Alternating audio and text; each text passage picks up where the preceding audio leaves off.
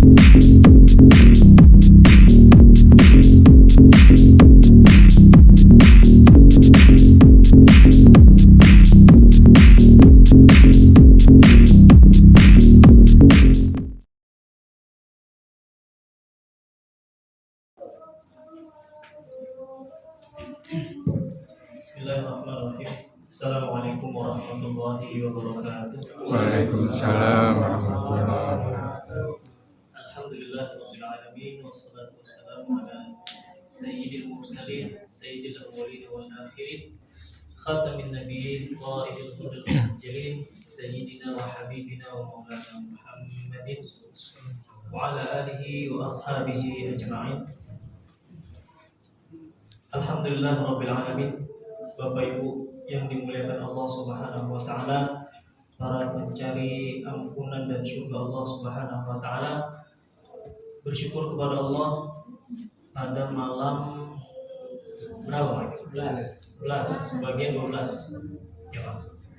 Malam 11 Allah masih memberikan kepada kita kenikmatan sehat walafiat, kenikmatan iman, sehingga kita masih bisa menunaikan salat Isya secara berjamaah, yang insya Allah nanti akan kita lanjutkan dengan salat tarawih. Bersyukur kepada Allah Subhanahu wa taala sebab ternyata masih dipertemukan kita dengan bulan Ramadan. Beberapa saudara kita, tetangga sudah lebih dulu Allah panggil, tetapi Allah masih memberikan kesempatan kepada kita agar memaksimalkan apa yang menjadi kesempatan kita, yaitu bulan Ramadan tahun ini. Mudah-mudahan 10 hari kemarin Allah Subhanahu wa taala menerima puasa yang kita lakukan, salat yang kita lakukan, tilawah Quran, sedekah, infak. Mudah-mudahan ini menjadi pemberat timbangan kita di hari akhir. Dan juga di sisa Ramadan ini Allah memberikan kekuatan kepada kita untuk tetap istiqamah beribadah sebagaimana di awal Ramadan. Bapak Ibu yang dimuliakan Allah Subhanahu wa taala,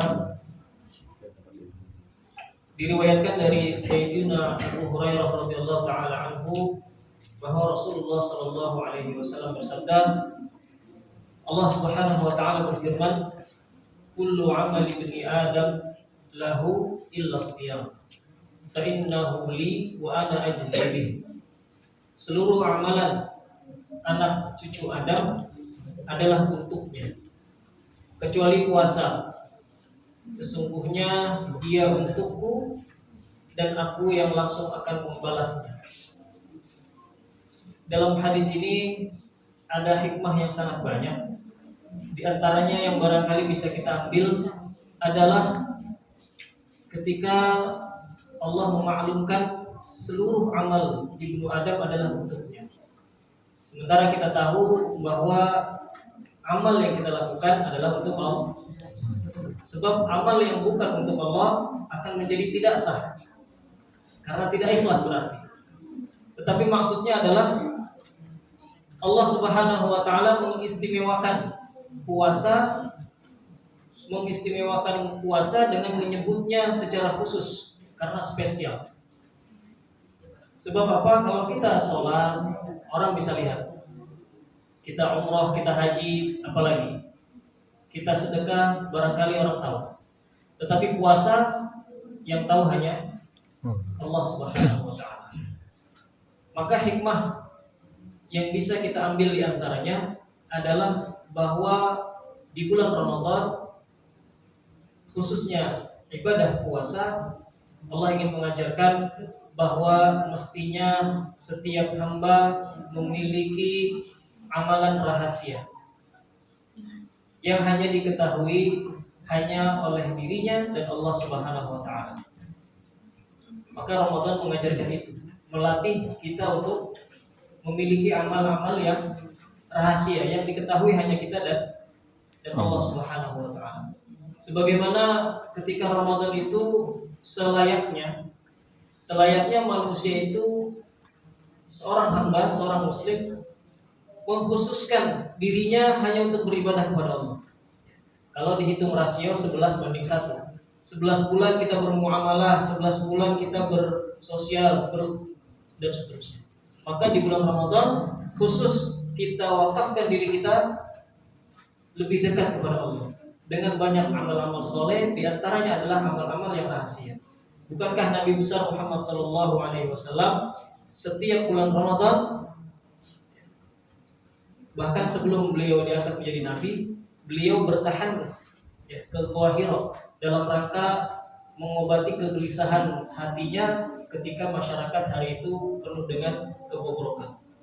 Maka Ramadan di usia yang ke-38, Ramadan di usia yang ke-39, bahkan terakhir Ramadan di usia yang ke-40, Allah baru turunkan Iqra bismi rabbikal ladzi khalaq. Artinya di dalam Ramadan beliau mengkhususkan untuk bertahan. Ini adalah ibadahnya orang-orang yang masih mengikuti ajaran Nabi Allah Ibrahim. Maka bisa kita tarik hikmahnya, kita tarik kesimpulannya bahwa di Ramadan ini marilah kita sama-sama lebih mendekatkan lagi kepada Allah Subhanahu wa taala dengan amal-amal yang zahir, dan kita harus punya juga amal-amal yang sir, yang rahasia. Maka banyak para ulama kita yang sudah mencontohkan setelah selesai dari Ramadan mereka memiliki amalan-amalan yang hanya diketahui oleh dirinya saja dan Allah Subhanahu wa taala. Di antaranya adalah Al-Imam Ali bin Husain ibnu Ali ibnu Abi Thalib yang dikenal dengan nama Zainal Abidin, Ali Zainal Abidin.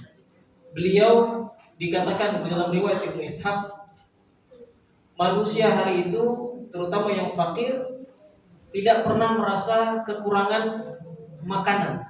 Karena setiap hari ketika mereka buka pintu di pagi hari, ada selalu makanan, gandum dan seterusnya. Mungkin kita beras, minyak, mungkin susu dan seterusnya. Maka sampai berlalu beberapa waktu seperti itu, sehingga pada satu waktu Ali ibnu Husain ibnu Ali ibnu Abi Thalib ini wafat atau meninggal dunia. Maka begitu beliau wafat, tidak ada lagi makanan pokok yang ada di depan pintu orang-orang.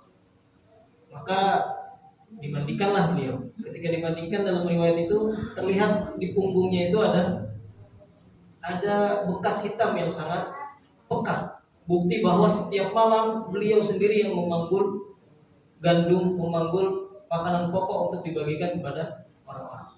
Maka itu diantara daripada amalan orang-orang saleh. Kemudian ada juga Daud ibnu Abil Hind. Orang saleh ini punya kebiasaan berpuasa sunnah. Selama 40 tahun dia puasa, bahkan istrinya nggak tahu. Dari rumah dibekali istrinya untuk ke pasar, sampai di pasar dia bagikan makanan itu. Kemudian dia pulang minta dibikinkan makan malam, padahal makan malamnya itu adalah iftarnya, buka puasanya. Mungkin orang-orang hari ini, kalau di sini insya Allah tidak ada. Kebalik, di rumah nggak makan, di luar makan gitu ya. Karena mungkin di rumah keasinan atau seperti apa gitu ya. Selama 40 tahun istrinya tidak tahu kalau dia puasa. Dan juga nanti ada yang terkenal barangkali ceritanya sangat masyhur, adalah kisah daripada sahabat mulia yang dijamin oleh Rasulullah SAW masuk surga. Bahkan 3 kali Rasulullah sampaikan ketika Rasulullah sedang berhalaqah, Rasul katakan nanti akan datang ahli surga dari pintu ini. Kemudian para sahabat penasaran, datanglah satu sosok. Besoknya Rasulullah bilang lagi, nanti akan datang ahli surga dari pintu yang ini. Ditunggu lagi, ternyata orang yang sama dengan yang kemarin. Kemudian hari ketiga seperti itu lagi. Sehingga ada satu anak muda yang penasaran. Maka anak muda ini ngikut sampai rumahnya. Paman, saya sedang ada masalah dengan orang tua. Maka bolehkah saya menginap bermalam di rumah paman? Silakan. Dilihat 1 hari, 2 hari, 3 hari, amalnya biasa saja. Ya sholat, fardu biasa, kemudian makan biasa, tidur juga biasa, bahkan tidak qiyamul lail.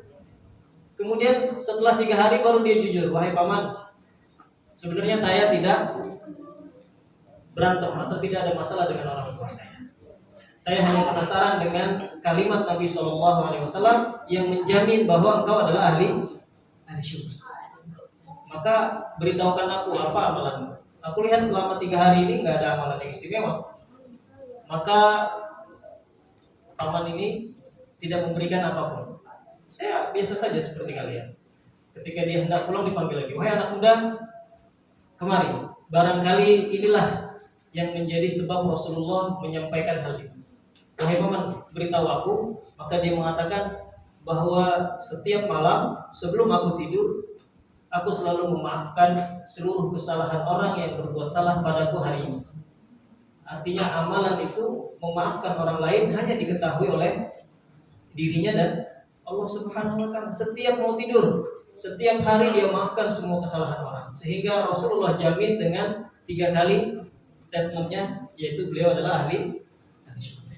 Maka di Ramadan kali ini mudah-mudahan kita bisa mendapatkan satu amalan yang ringan, satu amalan yang mampu kita lakukan, dan satu amalan yang kita nikmati ketika melakukannya. Yang punya harta silakan diamalkan, yang punya tenaga untuk qiyamul lail silakan diamalkan, yang punya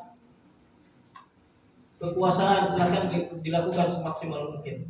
Maka mudah-mudahan dengan amalan-amalan yang kita lakukan secara rahasia antara kita dengan Allah, harapannya adalah ketika nanti kita bertemu dengan Allah Subhanahu wa taala, Allah mengenali kita karena kita dulu di dunia mengenali Allah Subhanahu wa taala. Allah taala alam, barangkali itu yang bisa disampaikan, mudah-mudahan menjadi manfaat untuk kami pribadi dan juga untuk Bapak Ibu sekalian.